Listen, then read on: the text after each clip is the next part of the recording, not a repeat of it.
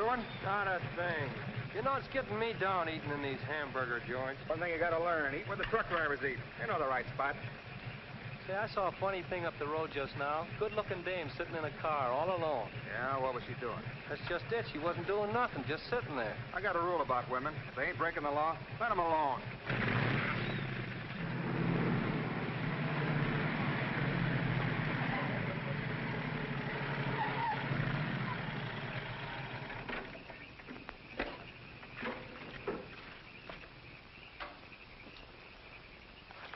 I didn't mean to disturb you, miss. Just wanted to be sure everything was okay. Excuse me, lady, but are you sure you're all right?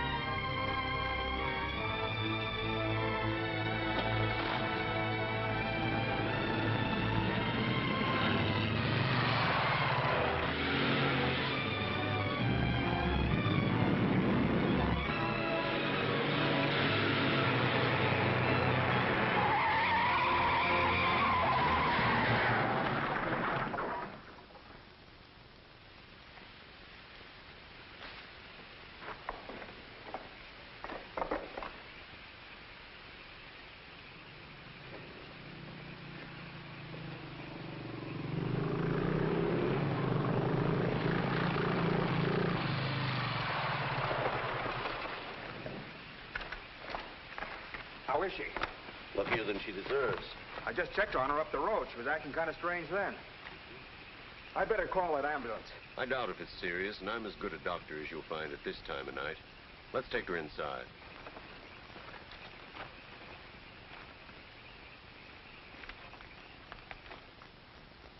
Well, no bones broken.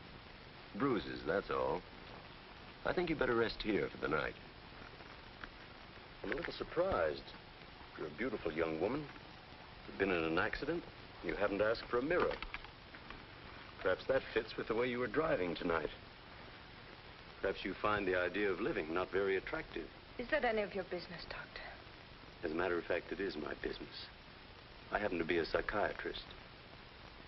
I don't need a psychiatrist. You won't mind if I disagree with you. Here's a beautiful young woman, apparently well-to-do, apparently in good physical condition, who just doesn't care what happens to her. This is interesting. Not altogether unusual, but interesting. Of course, there are the obvious deductions. It's my life, Doctor, and I prefer to run it myself. And you don't want anyone to see inside it. Perhaps you don't even want to take a look yourself. Many women haven't the courage to face themselves, so they look for escape in one excitement after another. Half my patients are like that. But I'm not one of your patients. If you tell me how much I owe you, I'll be going back to town now. Very well. I'll drive you to the station.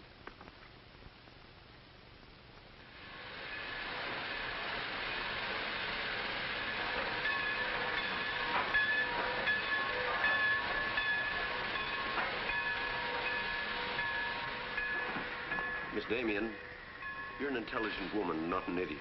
Will you promise me one thing? When you get ready to throw yourself off Brooklyn Bridge, will you come and see me first?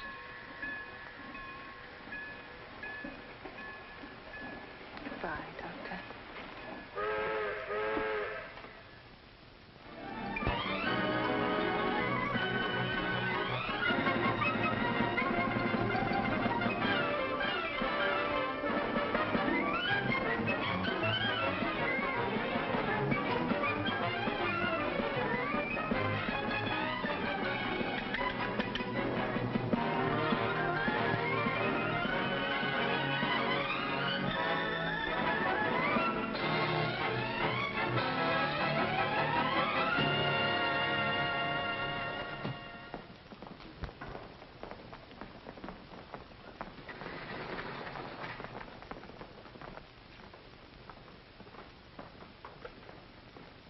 Just what is our trouble? That's what I want to know. Our trouble is Miss Damien. Miss Damien again. She's as pretty as a picture and as stubborn as a mule. But this time, there's a lot more involved than just her hand.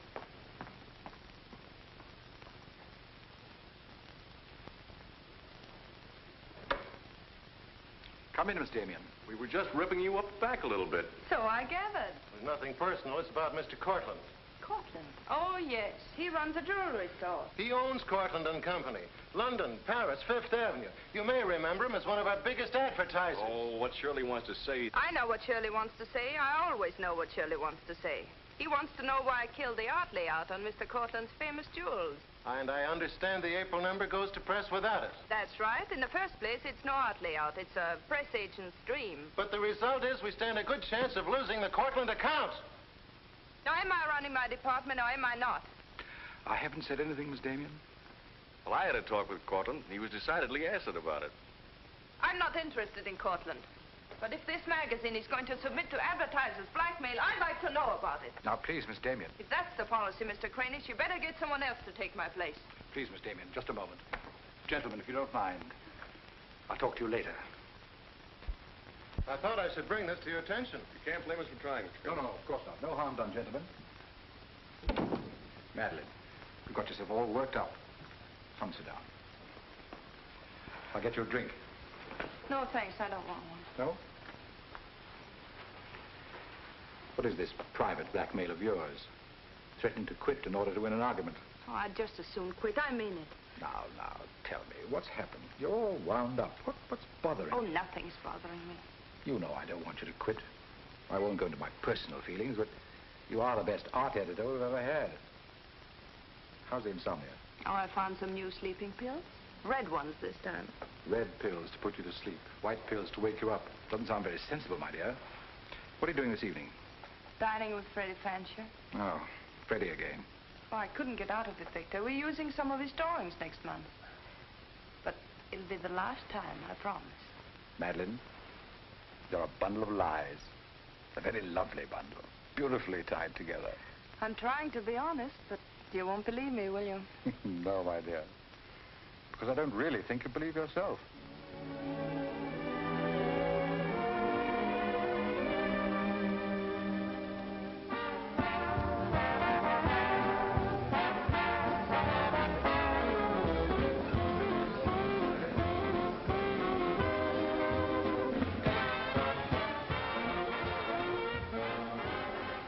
Why do you have to go back to that bore, Freddie Fancher? You haven't even given me a chance to make love to you. You've been doing all right. You know something? It's awfully hard making love to a woman who makes more money than I do. It'd be much easier if you made love to me. Would it? Oh. You're trying to give me the brush off, are you? Well, finally, we understand each other. Well, there you are, Freddie. There's your girl and no bones broken. I'll see you at the office, Madeleine. I'd join you if somebody asked me. Nobody's asking. Fair enough. Why do you have to dance with that pollywog? Look, I've told you not to drink. I always drink, particularly when I'm with you. Oh, am I that hard to take sober? You're a voluptuous pain in the neck. I'm going home. You're not going to walk out on me. Come on, be yourself. I've told you I'm going to leave early. But you can't leave me just sitting here in the snow. I'm mad about you. In my own foul way. Good night, Freddie.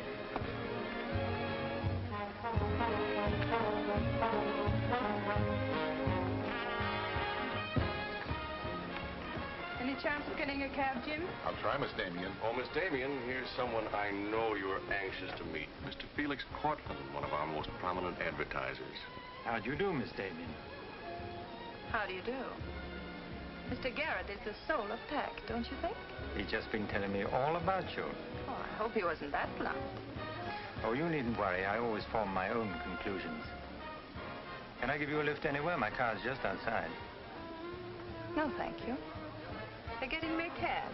Oh, I'm very sorry.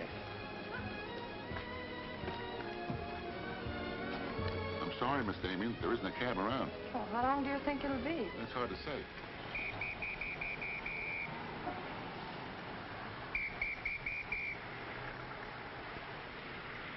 Are you sure you don't want a lift?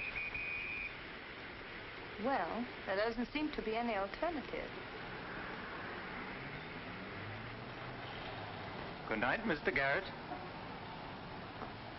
Good night, Mr. Courtland.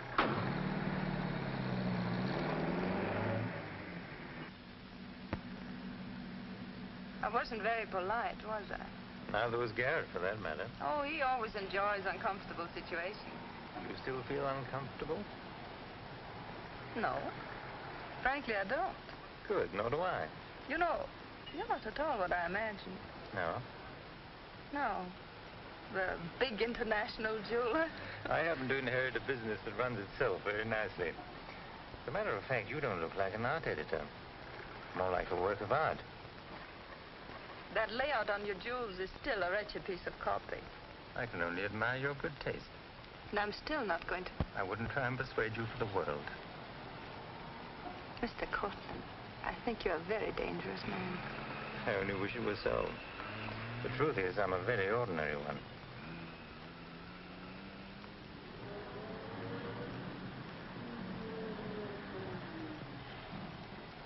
Oh, I'm sorry. I forgot to give you my address. It's my fault. I forgot to ask you. Won't you come in for a minute? No, I don't think so. Oh, but you really must see those jewels you've been insulting. They're much handsomer than the photographs. I'll need you in about 15 minutes. But I said I wasn't coming in. Oh, yes, so you did.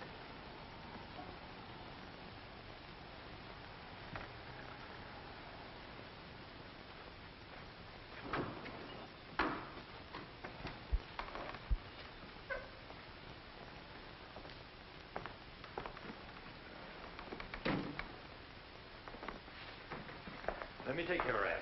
Well, I'm only going to stay a minute here. Of course.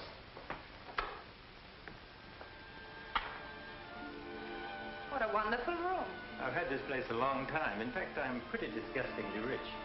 Don't you find that rather pleasant? Oh, it's not so hard to take once you get the hang of it. I think I know all the troubles that come with money. And all the pleasures. Well, have you got me all figured out? Only what I see here. Good books, fine pictures. Wonder if you ever look at them. Oh, but I do. I'm a lonely bachelor, and I spend hours here all by myself poring over old manuscripts. You don't expect me to believe that, do you? Didn't my father paint that? Was Stephen Damien your father? Uh-huh. That's very interesting. Is it? I remember when he came here to paint that picture of my mother. Everybody was fascinated by him, especially Mother. Father ended by chasing him out of the house. I'm afraid that's the way it usually ended. My father was very much in love with life. That's a Hungarian custom, isn't it? Mm-hmm. Not exclusively Hungarian. Weren't you going to show me your jewels? Oh, yes, of course. I'd quite forgotten. That's the reason we came in here, wasn't it?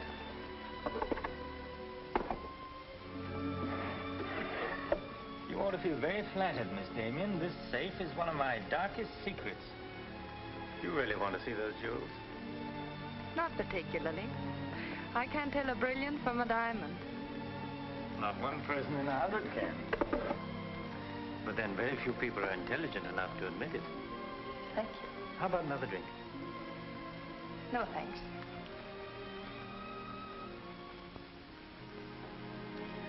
You know, you need relaxing. Lots of relaxing. I can hear your nerves snapping like rubber bands. I'm not nervous at all, see? You're a very curious mixture. A highly moral voice. That's not me, that's my mind. A man's mind, I'd say. Why not? I do a man's work. And desperate eyes. Eyes full of shadows.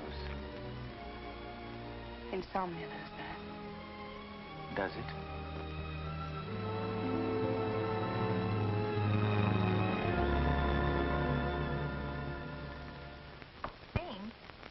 Miss Damien, give me her secretary. Miss Damien's office? No, Mr. Courtland, she's not here yet. Shall I have her call you? Yes, Mr. Courtland. Where's Glamour, Puss? She hasn't come in yet. Well, who sent these? Mr. Felix Courtland. Mr. Courtland. It's very interesting. She never misses, does she? Mm-hmm. Jealous. If I'd given it any thought, I could have predicted it. Gladys, I won my bet. She's got a new boyfriend. I guess those dames gotta have new excitement all the time. Yeah, here today, gone tomorrow. Personally, I don't see what she sees in it all. Is that any concern of yours? No, Miss Damien. I didn't hire you to gossip about my private life. No, Miss Damien. Go get your money. You're through.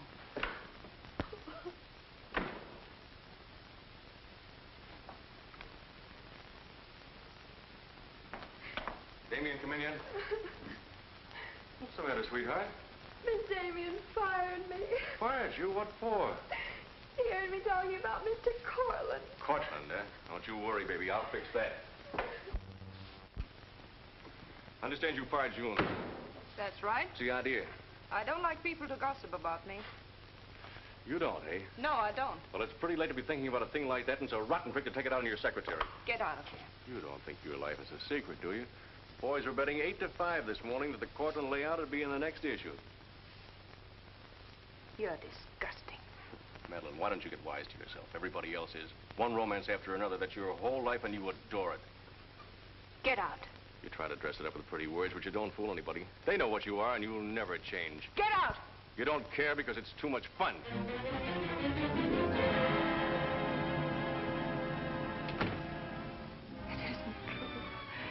It isn't true. It isn't true.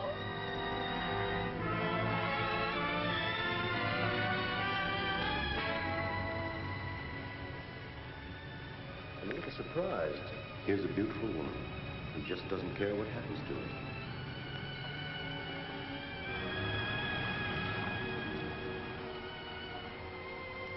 Many women haven't the courage to face themselves, so they look for escape in one excitement after another.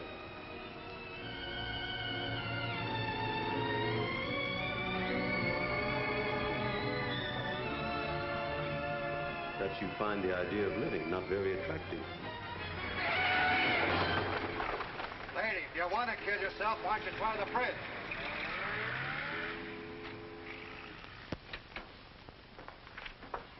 I'm glad I was right. An intelligent woman, not an idiot. Sit down. That's it. Now, if you feel like talking, just go ahead and talk. You're afraid, aren't you? Well, it's our job to find out why. To explore the shadows and throw light on what we find there. Then you'll be able to see yourself clearly and face yourself honestly. When you can do that, you won't be afraid anymore.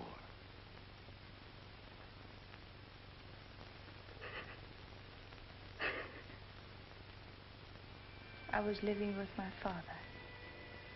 Mother had left him before we came to America. I was 10. And to me, the way he lived seemed romantic and wonderful. He was a successful painter, and women adored him. He went his own way and did what he pleased. Just as you've been trying to do? I suppose so. But why? Did it make him so very happy? Oh, I was certain he was the happiest man in the world. Until he killed himself. And you couldn't understand why he did it. You understand now? I think I do. Did you ever do any painting yourself? I used to. Why'd you give it up? Oh, didn't pay enough. And besides, I didn't want to be like my father. I wanted my own life. And have you been living your own life? Of course I have. The kind of life you really want? I don't know. I don't know. Don't you think you've been hiding from yourself? Did you ever try and discover the person you really were, deep down underneath? I never cared to. I'm not so sure I do now. In that case, I'm afraid I can't help you. But of course, that's entirely up to you. Shall we go on then?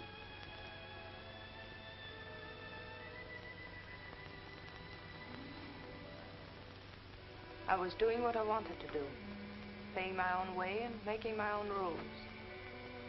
Nobody was hurt. Nobody but yourself. And it didn't really make you happy, did it?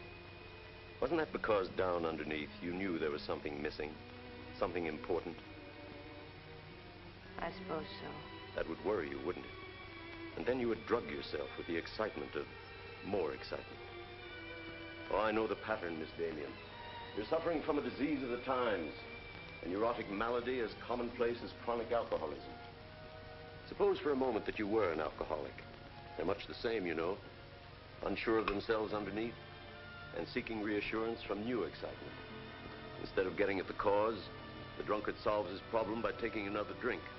This, of course, is no solution. And eventually, we find him sprawled hopelessly at a bar, without the strength or even the desire to save himself. I can't go on with this. You're not helping me. You're insulting me. You've been insulting yourself, Miss Damien. Insulting your body and insulting your soul. Your life hasn't been gay and glamorous at all. It's just been muddled and senseless. You know that now. And if you really want to change it, you can start right away. Now it's up to you.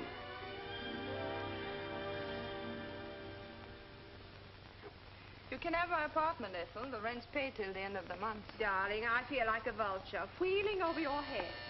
I'm not in, whoever it is. Miss Damien's office.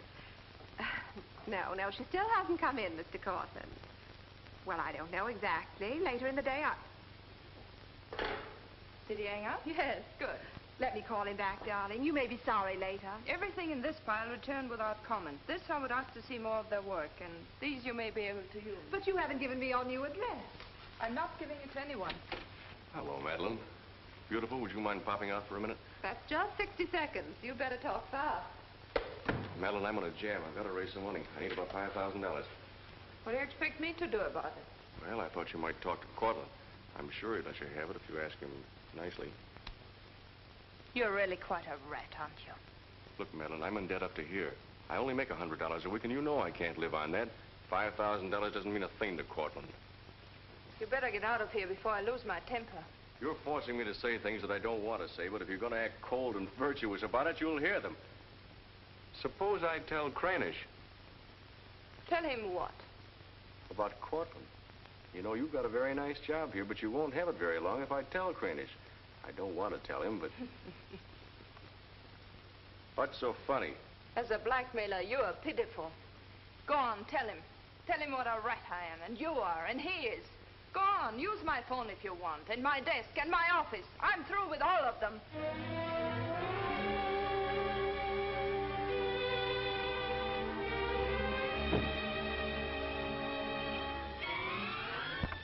Boulevard magazine.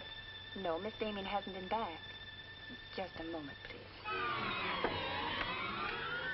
I'm sorry, she doesn't work here anymore. You might try at her home. Waldorf Apartments. Waldorf Apartments? Miss Damien?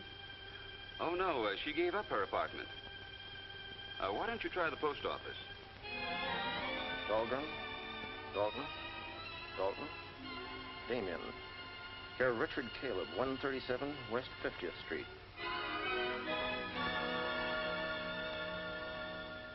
Well, I've nothing to do except that Miss Damien has taken my advice as a doctor. She's been living in an area of infection, and she's removed herself from it. I take it you consider me part of the general contamination. Now, you've come here for information, not diagnosis. I usually charge a fee for insulting people. I'm willing to pay for data of any kind. Yes, I gathered that. But I've nothing for sale. I suppose you're being very ethical, but I'd like to talk to Madeleine. In your presence, if you wish. Miss Damien is living under a different name in a different world. She told me to tell you, if you inquired, that she was busy growing a new soul. Now, would you please keep off the grass? Goodbye, Mr. Courtland. Goodbye, Doctor. Doesn't it ever worry you, playing the almighty in this fashion? Not particularly. I'm used to it.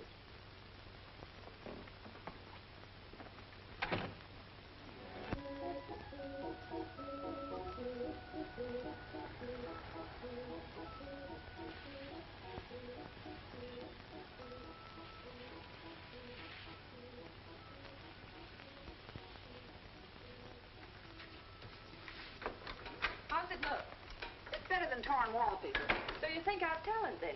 You'll do better after you get the hang of it. I only hope the new tenant will like it. Well, he seems awful particular. He's a floor walker at Macy's. Oh, well, you can always give it back to me. He'll never sell it, you know. Take my advice and try something more cheerful. You know, like flowers and butterflies. I'll do that. Thank you, Mrs. Geiger.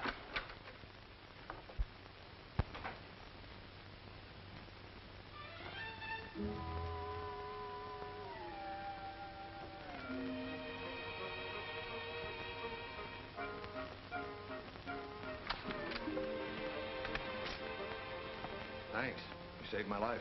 Is this yours? Yes. Mrs. Geiger would scalp me if she knew I kept mice in my room. Well, why do you keep mice in your room? Pathologist, part of my homework. I really shouldn't bring these fellas out of the lab, but, well, I got kind of attached to this one. Now, thanks again. Hey, women are supposed to scream. Aren't you afraid of mice? Well, no, but next time I'll scream.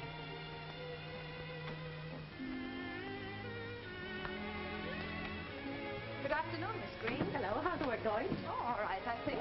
Yes.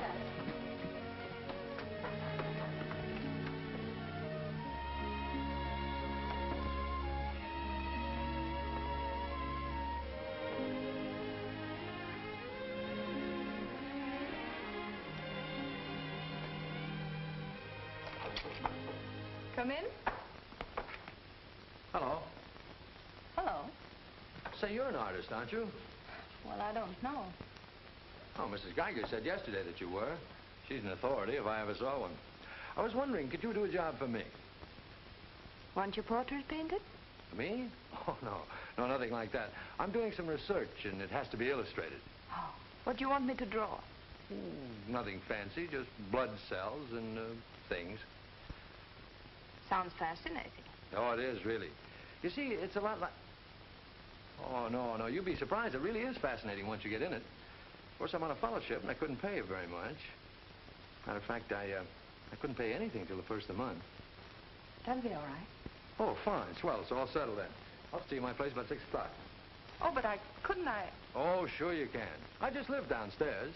You know, the mousetrap. Oh, by the way, my name is Cousins.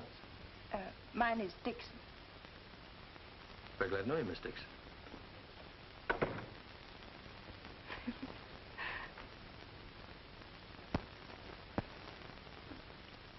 Just what am I drawing? Am I allowed to find out? Sure. Effective anti-reticular serum on cell tissue. That's all I wanted to know. Oh, say, that's quite good. I'll take it to the lab with me in the morning. Just about ready for the next one. Do you realize it's 12 o'clock? Oh? I haven't had my dinner yet. And you haven't either. Oh, gosh, I'm sorry, but well, I got so wound up on this. So did I, but now I'm hungry. Well, tell you what let's do. We'll go out and eat. That's a brilliant idea. I'll get your coat. Do you do this all the time? Only since I got out of the Army. I was lucky to get this job of research. Now I've got to get it finished. Then what? Oh, then I go back to Oregon and become the usual respectable small-town doctor. No mice? No. No mice. Head colds and belly aches. $5 a visit. Maybe you'll like it. You'll get some rest. Oh, I'll get plenty of rest, all right, but I don't think I'll like it. You folks going out this time of night? That's right.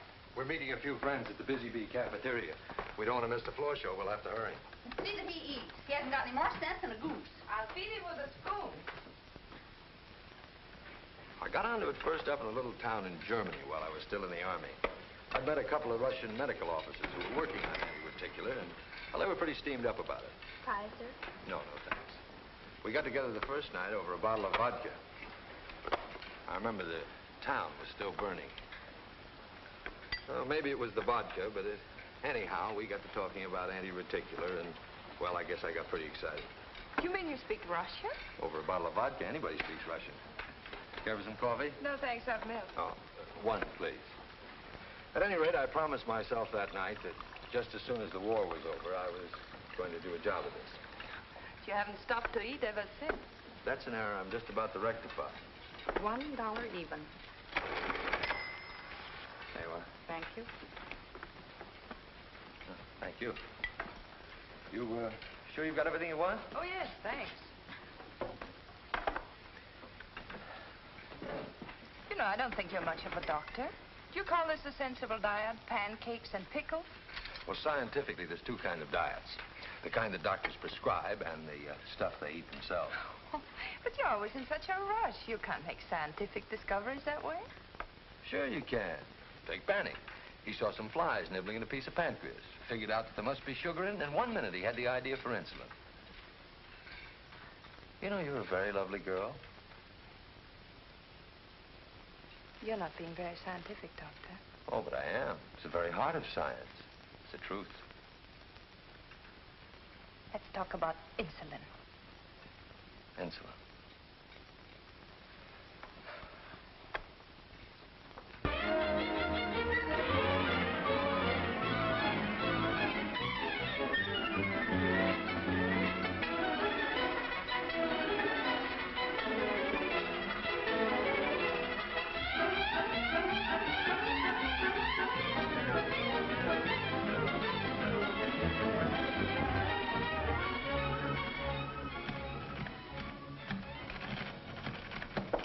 Come in.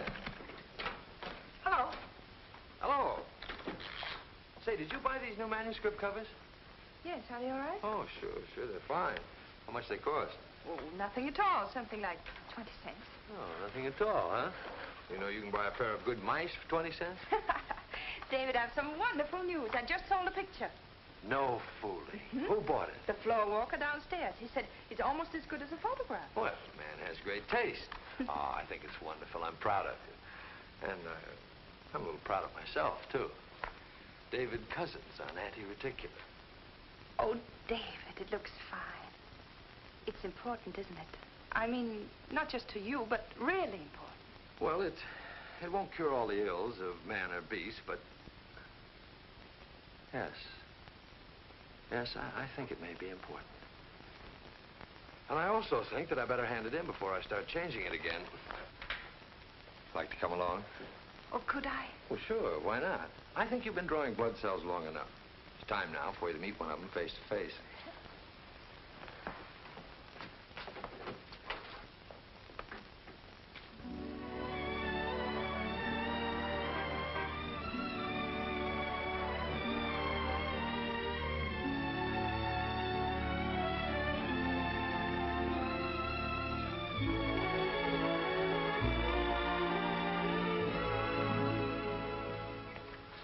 I hope your text is as good as your illustrations. I hope so, too, sir.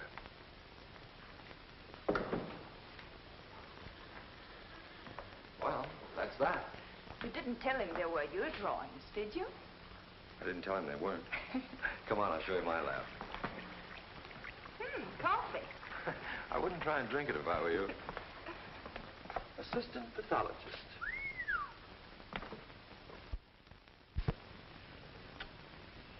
Well, this is me.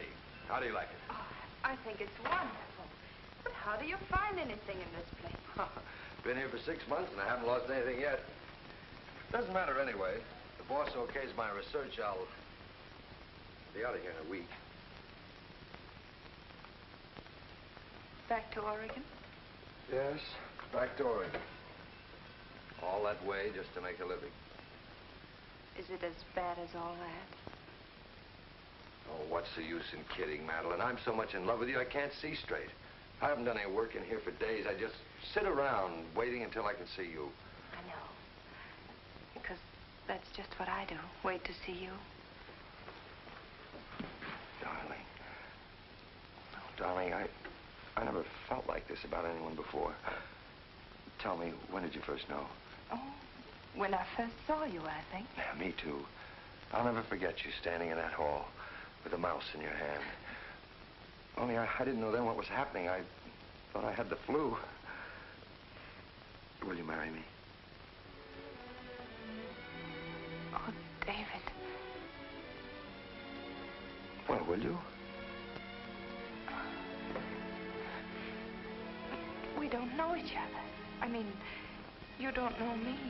Oh, but I do. Of course I know you. Now, what do you want to know about me? David Cousins, M.D., University of Oregon, Captain Medical Corps Reserve, young, healthy, and very much in love. Will you marry me? Oh, please don't ask me now. Well, I've got to ask you now. I want to marry you now. Please give me time, David. I'm all mixed up. I'd like to go home now. All right.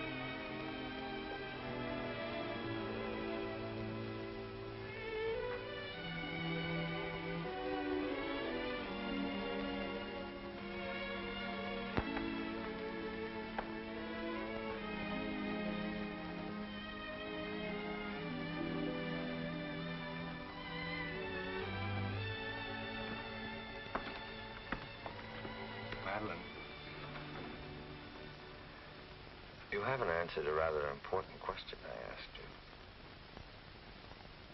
I can't say no, because I wouldn't mean it. Darling.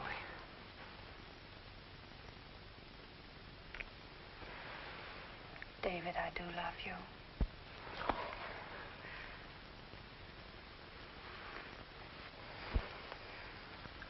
Good night, darling. Good night.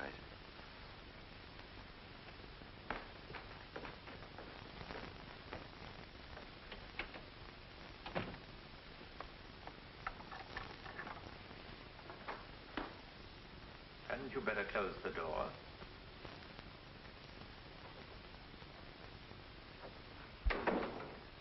A gentleman I hired provided me with your new address and the proper keys. Suppose someone had seen you. You wouldn't have cared, would you? I didn't think it mattered. You see, I expected to find you wretched and lonely, grappling with your complexes. Rather naive of me. Will you please go? Of course I'll go. But before I do, wouldn't you like to tell me about him? Why? I'm in love. Now, laugh if you want. I don't feel like laughing. I've always wondered if it were possible for people like you and me.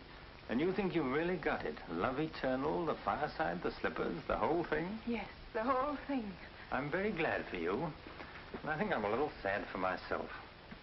You haven't told him, have you? Told him what? Well, about me, for instance. Why should I tell him?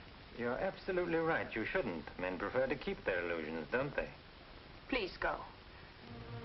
If you ever need me, you'll let me know, won't you? And don't call the past too many names.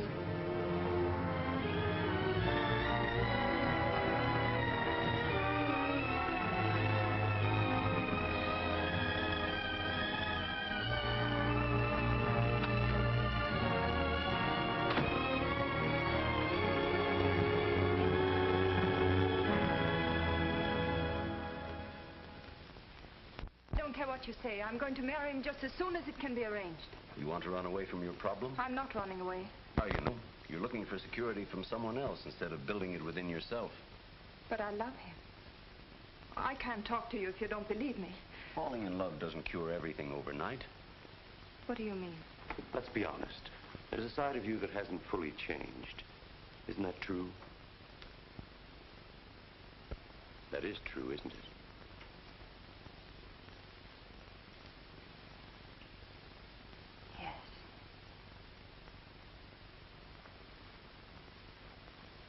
Have you still not told David about yourself? I couldn't tell him. You let him fall in love with an illusion, with someone who doesn't exist. I could never tell him. He might stop loving me. Isn't that a risk you'll have to take? You're being very careless about it. You can't build a lifetime relationship on a lie. If you're really in love, you'll tell him. With the others, it was different. But if you love him... Will you please stop saying if? How many times must I tell you I love him? But real love is a sharing. If you're strong enough to face this yourself, you're strong enough to face it with David. Oh, I can't do it. I can't risk the only happiness I've ever had. That's up to you, Miss Damien.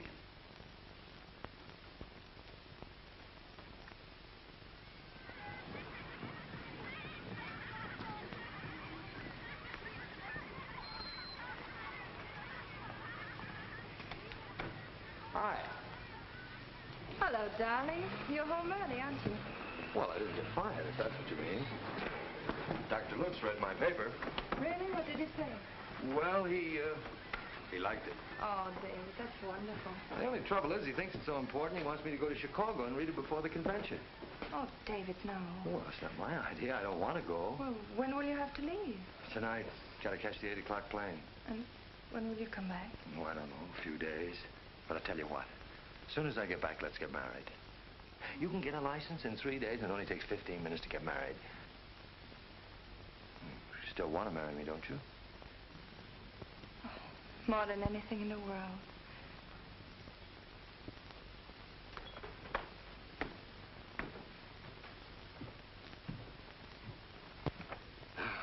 You know, I'm going to feel kind of silly at that convention. Of course, it's a great honor and all that, but you realize that I'll be talking before some of the biggest men in the field? What's the matter, darling? Nothing. I was just thinking how I'd feel if you didn't love me. Oh, don't be silly. Not a chance. David, could you ever stop loving me? Oh, that's really a gruesome thought. Of course not. Even if there was a reason? The world is bothering you. Nothing. I just wanted to be sure. Sure about what? That you loved me and not an illusion you built up about me. Scientists can't believe in illusions. I believe in you. You're the best thing that's ever happened to me. 4 shirts. I wonder if that'll be enough. Come to think of it, it'll have to be. That's all I've got. Socks? Well, that just about does it. Madeleine, was there something special on your mind? Something that you wanted to tell me? Just that I love you, that's all.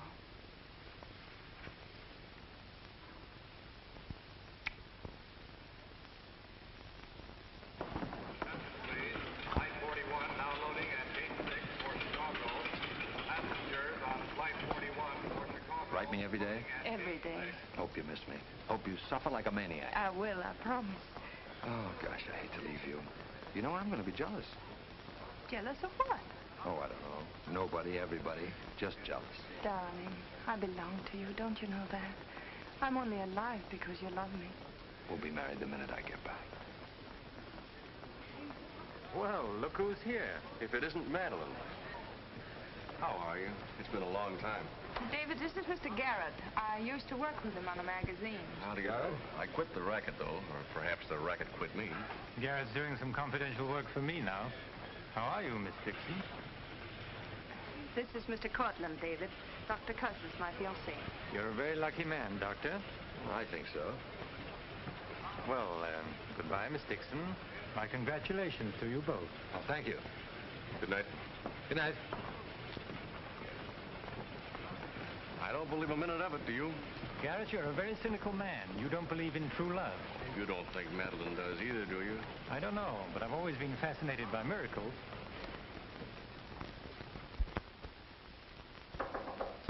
Come in. Telegram for you, Miss Dixon. I thought I'd bring it up myself. I thought it might be important. The news?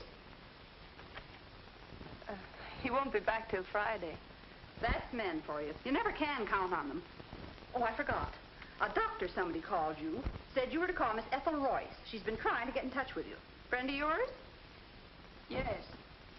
I suppose you got your own reasons, but you ought to get out and see your friends, instead of sitting in this room all day and all night. Thanks, Mrs. Geiger. None of my business, mind you.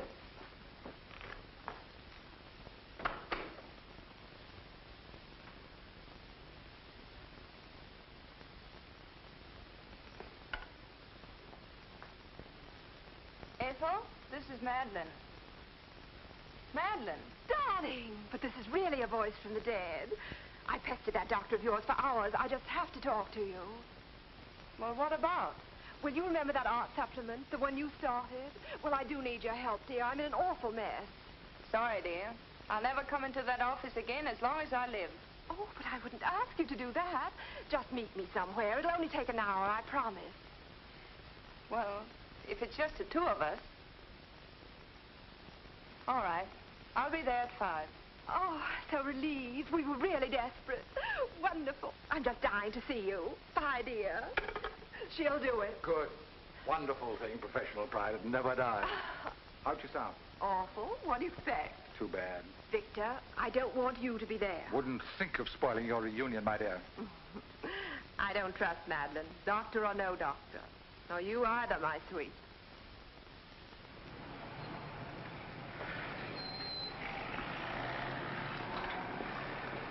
Hello, Miss Damien. Glad to see you back. Glad to see you, Jim.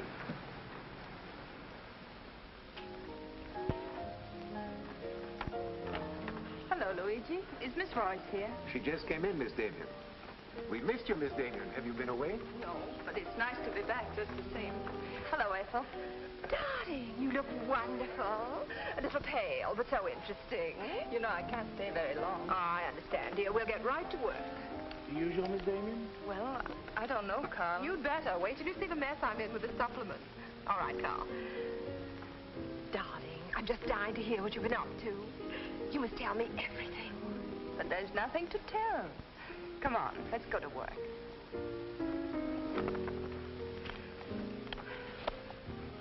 You're just marvelous, my dear. You made the whole project seem utterly simple and practical. Not for me, please. Darling, you used to be able to drink 10 in a row. I'm out of training. No one would know it, my dear. You seem just like the old Madeleine again. It's the surroundings. What do you say we have dinner and go to a show? No, really, I've got to stagger home. Madeleine, my dear, this is a surprise. Victor, hello. What good fortune running into you like this? Do you mind? Don't let him fool you, Madeleine. He heard me making the date with you. It's true, but I'll deny it. Frankly, I wanted to have a look at you. You look very dashing for a hermit. Thank you. We've all missed you desperately, haven't we, Ethel? As though our little hearts would break. What about a drink with your old boss? I Please. had enough. 3, whatever it is. I've got all the data we need on the supplement. Good. What about the data on Madeleine? No data. Now, if you'll excuse me, I You really can't have go now. Look who you'll run into. He's seen you. Mr. Garrett no longer graces our staff. What happened? He got to be utterly gritty. Say nothing of a slight discrepancy in his accounts. Mr. Garrett believes that the world owes him a gay life, no matter who pays for it. Well, hello, stranger. How are you? Wonderful. Nobody here seems particularly glad to see me. Should we be? Oh, well, it's been nice knowing you. There goes one reason for my ivory tower. What? Darling, I'm constantly running into men who adore you. Slews of them. Hated them all. I know what you're thinking. I had an odd way of expressing my distaste. Not odd, darling. Shall we say just, moody? Well, here's to memory.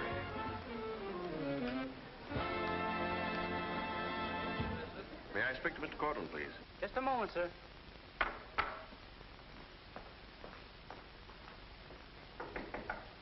Just a minute.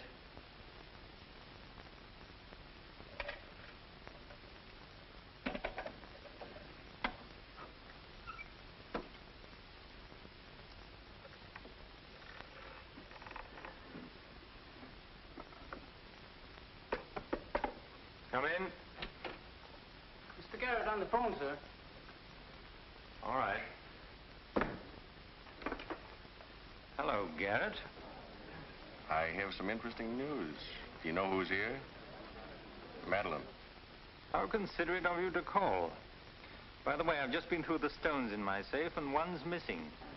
The stone's not terribly important, but you're the only person who knows about my safe, and the fact is you did have my keys for quite a while yesterday. What are you getting at? Only that I don't like thieves. But you're being ridiculous. Let me come over and talk about it. There's nothing to talk about. I'm taking it up with the police. But, Courtland, you can't do that.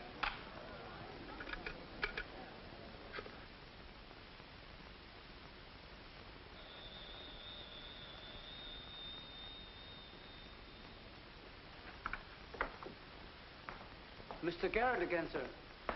Tell him I've gone out. I'm sorry, Mr. Courtland has just left.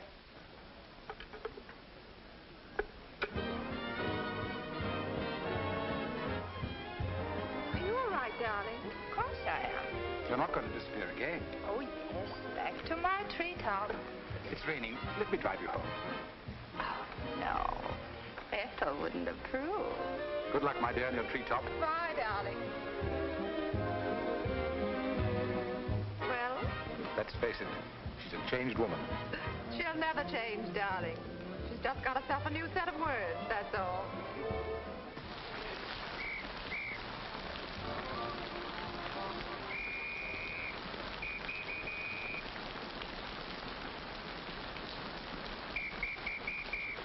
Madeleine. Hop in. No, thanks. I'm waiting for a cab. Don't be silly. There are no cabs. You'll get drenched. Please. I'll drop you off. I'm going home alone. Come on, in you get.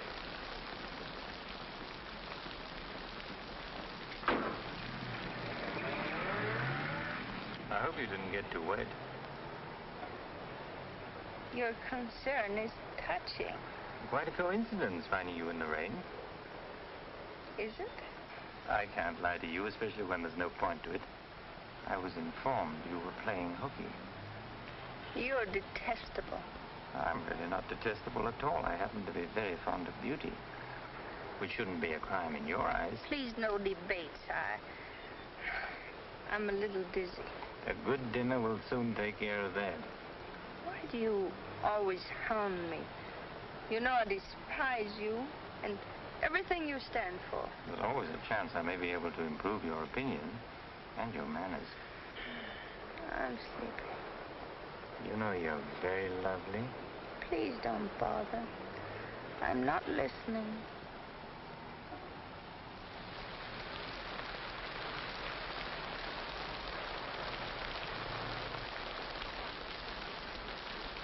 Where are we? Don't you remember you visited here once upon a time? You're foul. You said you were taking me home. You forgot to mention the subject. A significant omission, as your friend Freud would say. Come on, I'm getting soaked. That launch you. I'm going home. Right after dinner. Think how wonderful you'll feel when you slap my face.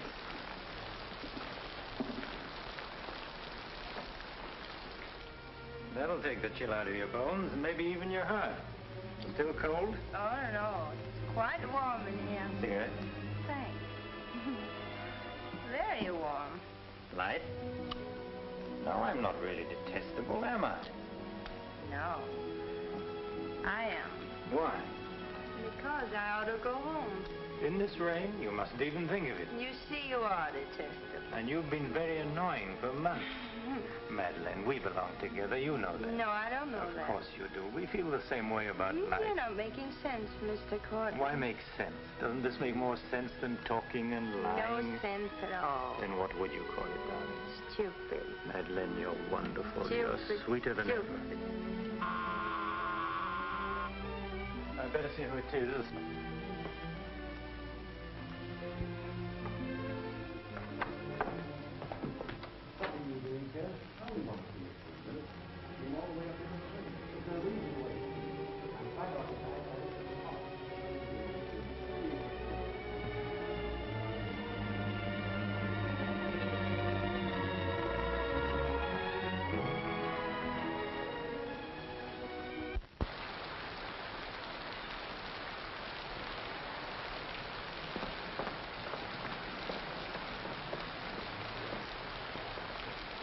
But I tell you, I'm going to raise the money. I'll pay you, honestly. I don't like dealing with thieves. That's a job for the police. If you swear out a warrant, you'll never get a dime. Look, I didn't sell it. I just had to have some money temporarily. Here's the pawn ticket. I'm not interested in pawn tickets. Good night, But, Courtland, you've got to give me a chance. I said good night.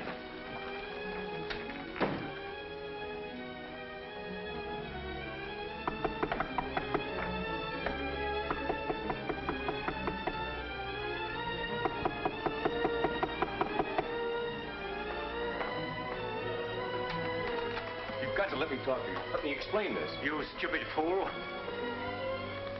I'll have the stone back. I'll get it to you. I promise I will. All I need is a little more time, just a couple of weeks. What are you doing? Phoning the police. You can't do that. I'm not going to let you ruin me.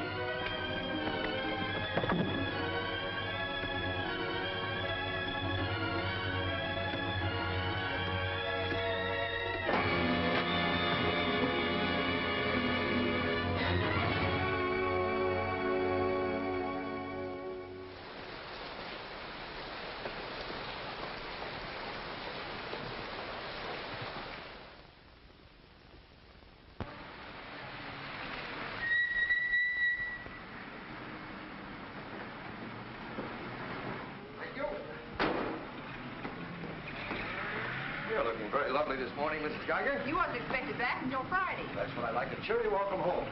Miss Dixon upstairs? I haven't seen her this morning. Who is it?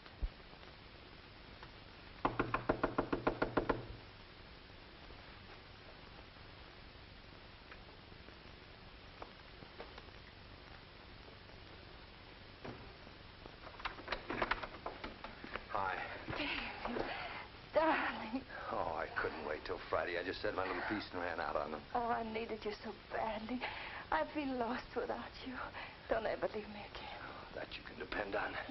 Say, I've got big news. I'm a success. Oh, tell me all about it. I wonder what's the matter with you. You don't look very good. Come on, I think you better get back in bed. Now then, first, I don't have to go back to Bellyaches in Oregon. You're not marrying a small-town country doctor, young lady. You're marrying a promising young research scientist. At least that's what Dr. Broder says, and he ought to know. He's got a long white beard. Oh, darling, I'm so proud of you. I think I'll take your temperature. Gee, I wish you could have been there. When I finished reading my paper, they all got together and offered me my own laboratory in California. I still can't believe it. There it is, right in the paper. You'll find it on the bottom of page 10.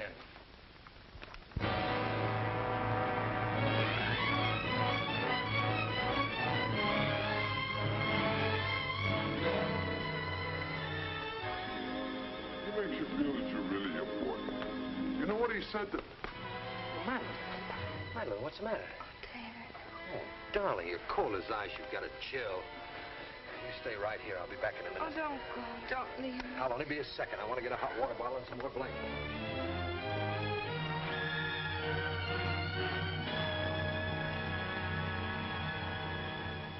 Miss Madeleine Dixon at home? I don't know. Friends of hers? We're from police headquarters. Where's the room? Upstairs. What do you want to see Miss Dixon about? We'll tell her. Well, perhaps you'd better tell me first. Miss Dixon isn't well. Who are you? He's a doctor. He lives here. If it isn't important, I suggest you come back tomorrow. It's important. Could you get some extra blankets and a hot water bottle, please? You a friend of Miss Dixon's? Yes, why? Just asking. Well, what is it, an accident or something? I wouldn't call it an accident. We should cut out this mystery and tell me what it's all about. Okay, Doc, take it easy. Madeleine, these men are from the police. They want to... We'll take over from here, Doc. I'm Sergeant Patelli. This is Sergeant Beitler. You're a friend of Felix Courtland's, weren't you? Matter of fact, you were with him last night. No, I wasn't. Did you see Mr. Courtland any time yesterday? No, I didn't. Now, look, Miss Damien, we wouldn't be here asking questions unless we already knew most of the answers. Oh, wait a minute. Her name's not Damien. I think you've got the wrong party. I think maybe you've got the wrong party, Doc. Her name happens to be Damien. This happens to be a case of murder. Take a look at that newspaper. I want to know what's going on in here. This is my house, and I've got to know. Sorry, madam. We'll talk to you later. As long as I've been here, there's never been police Take in her this and see house. what you can find out. lady. Come along. Now, Miss Damien, tell us what happened last night.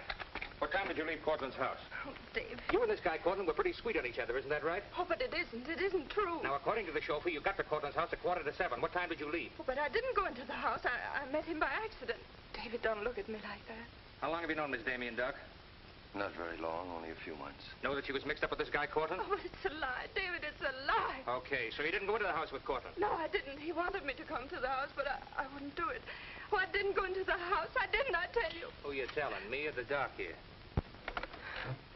Did you get anything? She came in about 9. In a cab? No, she was walking in the rain. Landlady said she looked kind of wild-eyed. What about Courtland? He was here, all right. He visited her a couple of weeks ago. Get the date? Yeah, April 10th, around midnight. Anything else? The landlady thought that Courtland had a key to this place. She was kind of vague as to how he got it. I didn't give him a key. David, you can't believe that. I've got his key ring here. This one fits. He had a key, all right. But I didn't give it to him. Where are you going? Oh, David, don't leave me. I didn't kill him, I swear. I didn't kill him. Who cares whether you killed him or not?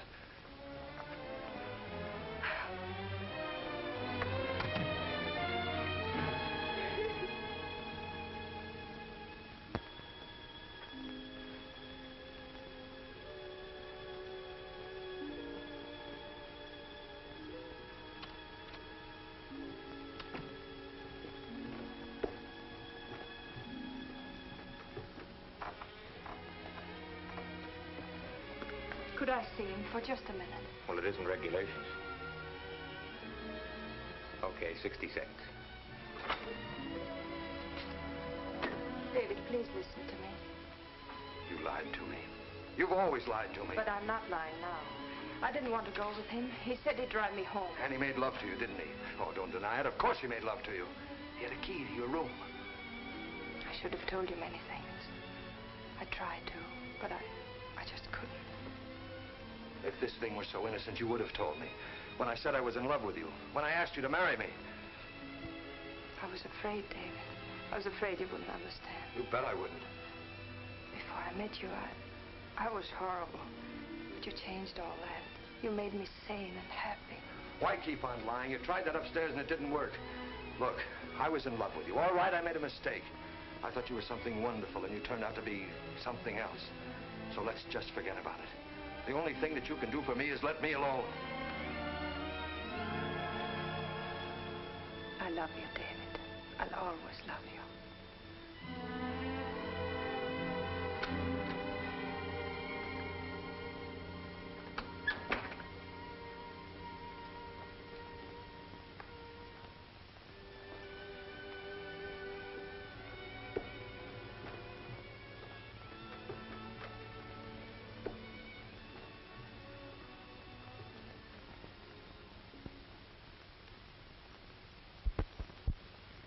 So, ladies and gentlemen of the jury, the prosecution will prove beyond a shadow of a doubt that Madeleine Damien is guilty of the premeditated murder of Felix Courtland.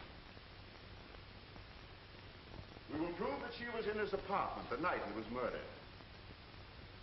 We will prove that her fingerprints are on the table lighter with which he was murdered. And we will prove further that she had a motive for the murder. For after all, this is a very simple story. To one man, Dr. Cousins, she was a pure and noble woman. To the other, Felix Courtland, an irresponsible light of love. Too self-indulgent to be faithful to the man she wanted to marry. Too weak and lacking in character to break with Courtland. Her twisted soul was bent on a heartless deceit. To make one man believe what all others knew to be a lie. And when Courtland threatened to expose her, she went to his apartment to plead with him in the only way she knew. She embraced him. She made love to him. And when in spite of that, he threatened to expose the lie that she was living, she silenced him forever. Ladies and gentlemen of the jury, the state asks you to find Madeleine Damien guilty. Guilty of murder in the first degree. On the night Mr. Courtland called on the defendant, did you let him into her apartment? I certainly did not. How did he get in then? He must have had a key of his own. The key of his own? Where was the defendant when he arrived? Out with the doctor, I suppose, pulling the wool over his eyes.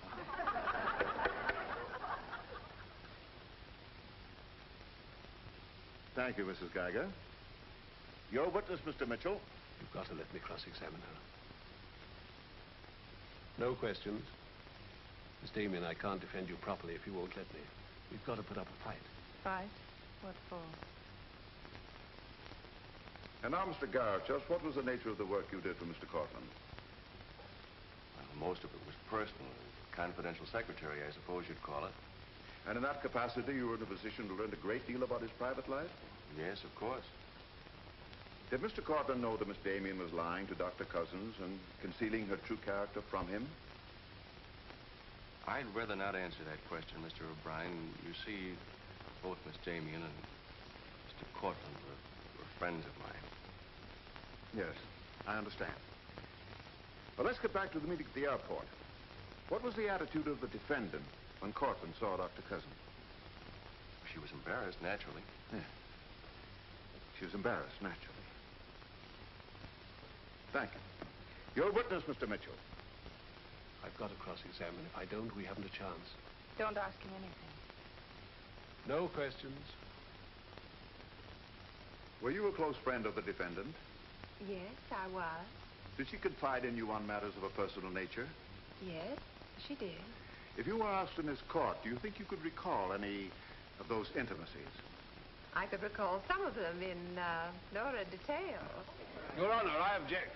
Objection sustained. Well, let me ask you this, Miss Royce. Would you say in general that men found Miss Damien attractive? Definitely. And would you say that Miss Damien found men attractive to her? I'm afraid I most certainly would. You would? What were the relations between Miss Damien and her former employer, Mr. Cranish? They were friendly. In your opinion, was there anything more than friendly? I object, Your Honor. The question calls for the conclusion of the witness and is prejudicial. Objection sustained. Dr. Cousins, I'm Dr. Caleb. Miss Damien's a patient of mine. I don't happen to think she's guilty of murder, do you? No, I don't. She may be guilty of other things, but in there she's being tried for murder. And she won't even defend herself. She's got a pretty good lawyer, hasn't she? She needs your help, Doctor. In her own mind, she's not on trial for murder. She's on trial for those other things. And it's not the judge who's trying that case, it's you. I don't want to be rude, Doctor, but I don't think you know what you're talking about. I'm sorry to disagree. You see, I've been treating Miss Damien for some time. I happen to be her psychiatrist. Dr. Caleb. I'm sorry to have bothered you, Doctor.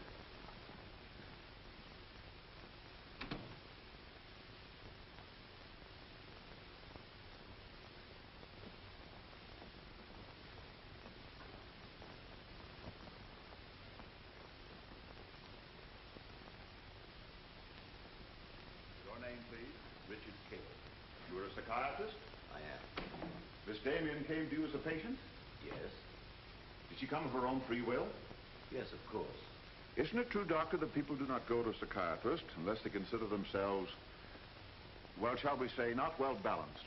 In general, that's correct. As a matter of fact, wasn't Miss Damien on the verge of committing suicide when she made her first visit to you? Your Honor, I object.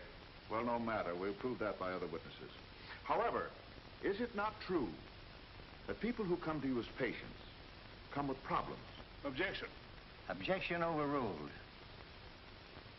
Well, Doctor? There'd be no point in their coming to me if they didn't have problems. So the defendant came to you with a problem. Do you mind telling us, Doctor, in your opinion, just what was Miss Damien's problem? That is a confidential matter between doctor and patient. I'm afraid I can't discuss it. Well, during the course of your treatment of Miss Damien, did you ever discuss her relationship with Dr. David Cousins? Yes, we did. Well, bearing in mind the fact that she's engaged to be married to Dr. Cousins, do you think she was as frank with him as she should have been? As a matter of fact, I urged her to tell him everything. And did she? Not to my knowledge. Well, why not, Doctor? Why didn't she? I'm afraid you'll have to ask Miss Damien about that. Did you ever meet Dr. Cousins? Yes, just a few minutes ago. Well, I'm sure you found him a reasonable, intelligent young man, and yet the defendant refused to confide in him. Having met Dr. Cousins, I think I can see why Miss Damien hesitated to confide in him. Do you mind telling us why? It's my impression that Dr. Cousins hasn't the capacity, either emotionally or intellectually, to understand a problem like Miss Damien's.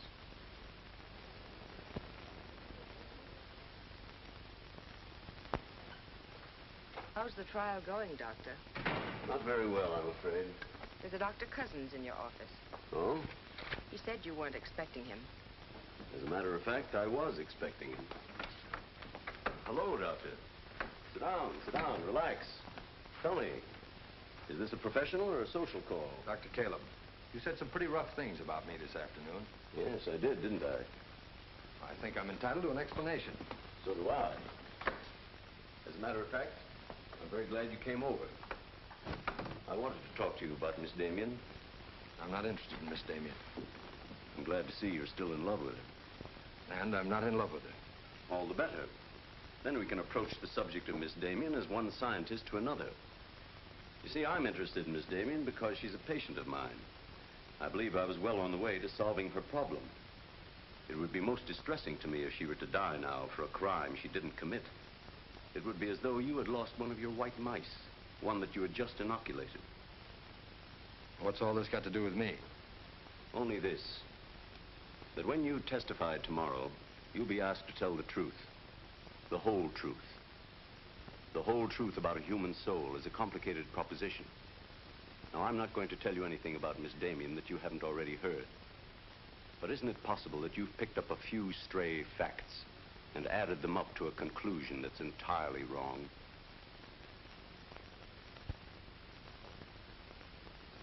Won't you sit down, Doctor?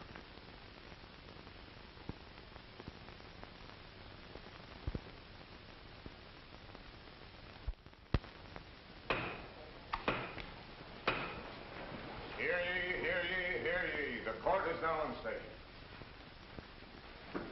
Call your next witness, Mr. O'Brien. Dr. Cousins, please. This'll be their last witness. You've got to let me put you on the stand. I tell you quite frankly, Miss Damien, if you won't testify, you haven't got a chance. Raise your right hand. You solemnly swear to tell the truth and the whole truth, nothing but the truth, so help you God? I do. Please be seated. Your name, please. David Cousins. Under what name did you know the defendant? Madeleine Dixon. Did she ever tell you her true name? No, sir. Did she ever lie to you about her identity? Yes, sir. How long did she continue to lie to you? Till the morning the police came. Did she ever tell you about her relations with Courtland? No, she didn't. You proposed marriage to the defendant and she accepted you? Yes, sir. And still she didn't tell you about Courtland? No, sir. When did you first know of the true relationship between them? The same morning, the morning the police came. Oh, I see. Then from the moment you met her until the day she was taken into custody, you didn't know the truth about her character. I object, Your Honor. Mr. O'Brien, haven't you covered your point? Well, Your Honor, I'm merely trying to clarify for the jury the true nature of the defendant's motive. Proceed. Thank you. One more question, Dr. Cousins. If you had known the truth, would it have affected your love for the defendant? Your Honor, I must protest. Let him answer. Objection withdrawn. And now, Dr. Cousins, if you had known the truth, would it have affected your love for the defendant?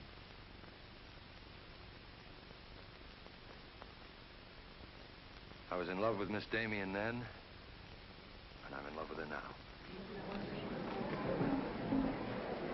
Your witness, Mitchell. No questions.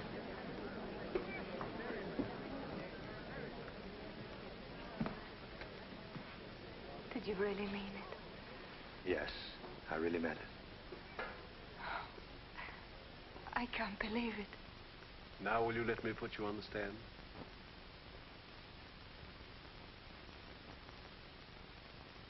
You admit you went to Courtland's apartment that night? Yes. He made love to you? Yes. Did you have any conversations about Dr. Cousins?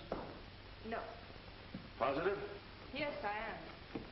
But tell me, Miss Damien, were you in love with Felix Courtland? No, I wasn't. Were you in love with Dr. Cousins? Yes. Oh. But you went to Courtland's apartment nevertheless. Yes, I told you that. You were in love with one man, yet you chose to visit the apartment of a man you didn't love. Did you go of your own free will? Yes. Mr. Courtland didn't force you or threaten you? No. Then why did you visit him? I don't know. I made a mistake. You made a mistake. As you've told us on several occasions that you and Mr. Courtland were interrupted by a mysterious intruder. Can you tell this jury anything definite about that person? Anything at all? No, I didn't see him. You didn't see him? I only heard his voice. You seem very certain it was a man. It was a man. What did he say? Well, I don't know. They were talking in the hall. I couldn't tell what they were saying. Yes, you heard a voice. You're willing to swear it was a man, and you couldn't hear what he said. Now, what sort of a person do you think would be calling at that time of night? A bill collector? A man selling magazines? Or perhaps even a burglar? Why not a burglar? Mr. Courtland was a very wealthy man. He must have been a very timid burglar because nothing was stolen. Of course, you realize that Mr. Courtland kept his jewels in a vault at the store? Not all of them. He kept some at home in his safe. Safe? What safe? The one in his living room. You didn't by any chance see that safe, did you, Miss Damien? Yes, I did. The court, please. This is the first we've heard about a safe. I ask for a recess to examine the apartment. Well, Your Honor, we've been all over the apartment. But if there is a safe, and if it has been robbed... Gentlemen, court is adjourned until tomorrow morning. I suggest the district attorney and attorney for the defendant examine the apartment together.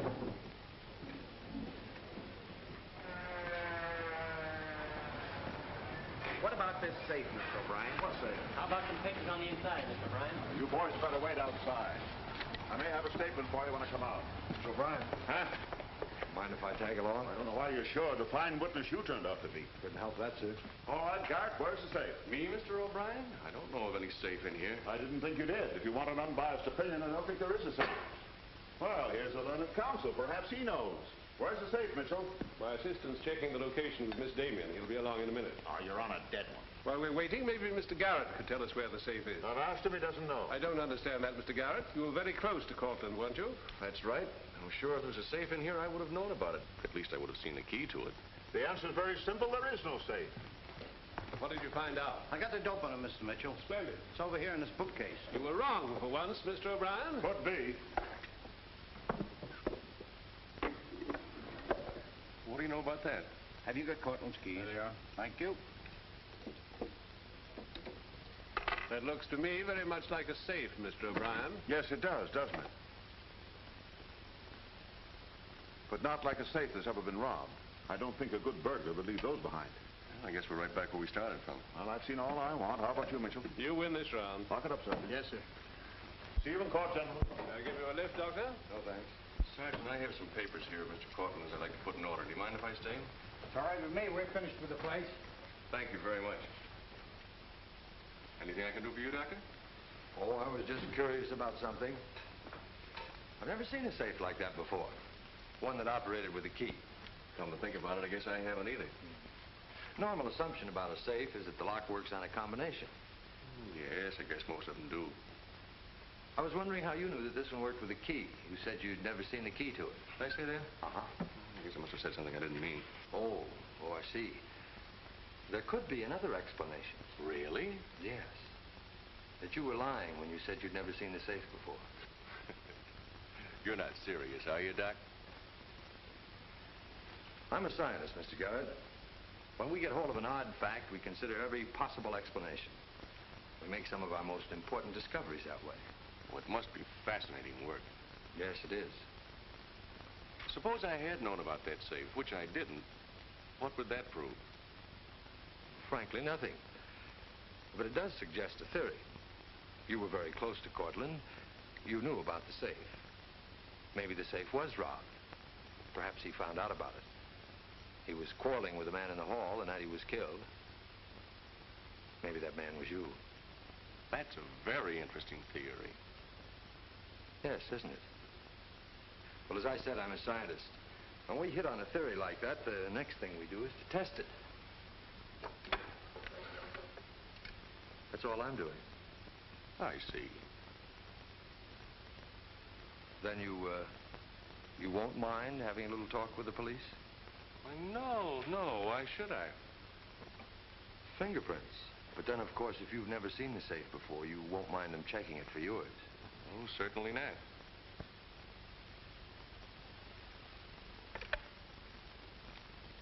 The number is Spring 73100.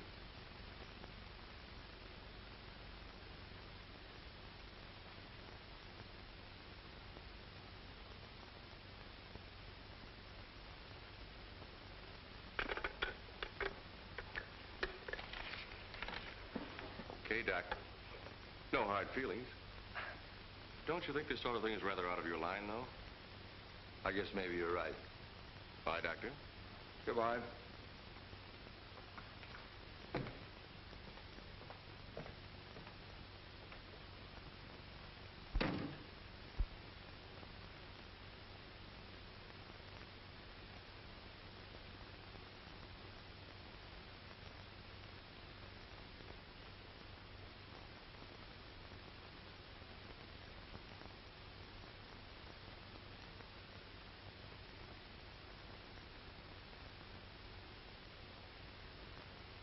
Spring 73100, wasn't it, Mr. Garrett?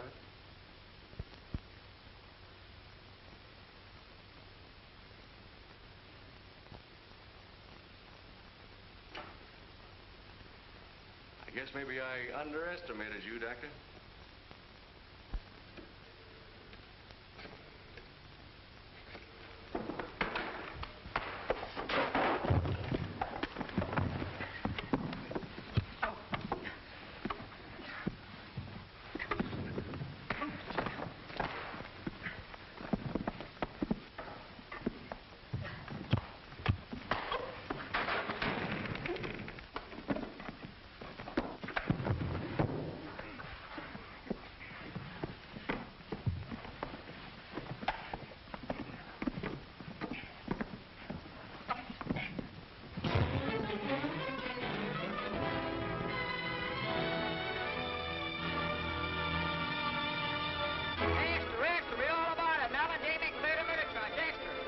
From the Associated Press newsroom. Bulletin. Madeleine Damien has been exonerated of the murder of Felix Courtland. Full confession by an ex-employee, Jack Garrett, is in the hands of the district attorney. It was a trial marked by many surprises. Notably, the beautiful defendant's startling disclosure of the jewel vault hidden in the apartment of the late diamond importer. The beautiful Madeleine Damien goes free, and Broadway is tipping its hat today to the young doctor who engaged the murderer in a battle royal. Mrs. Geiger, I've been looking for Miss Damien. Have you seen her? She's gone. She asked me to give you this. Gone? Well, where did she go? I couldn't get a word out of her, but I know she left for the airport more than an hour ago.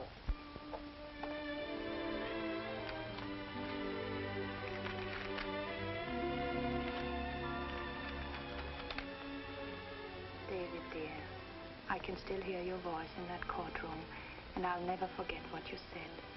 You did much more than save my life. You made my life worth saving. I can't bear to tell you how much I love you and want to marry you. But right now, that wouldn't be fair. I'm going away for a while. I want to be terribly sure, after all this, that I can really be the kind of person you once thought I was. Maybe after a while that will be possible. And then, when we're both sure, David, please ask me again. Goodbye, my darling.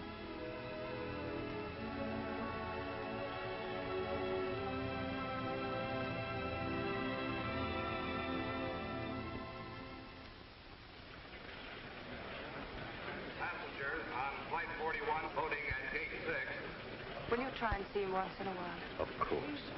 You see, I want to be sure of myself. I'm sure of you. Are you really? After what you've been through, I'm very sure. All aboard, please. Goodbye. I still think you're making a mistake.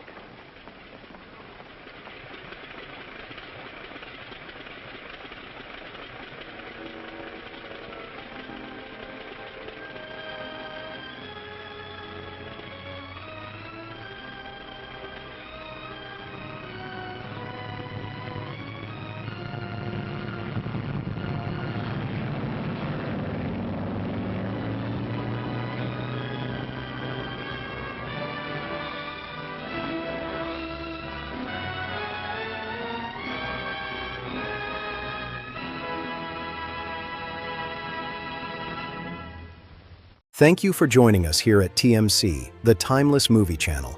Your passion for these classic stories is what keeps the magic of cinema alive. From the silent era to the golden age, we're dedicated to bringing you the very best of film history. If you love these timeless masterpieces as much as we do, make sure to hit that subscribe button. Stay tuned for more cinematic treasures. See you at the movies.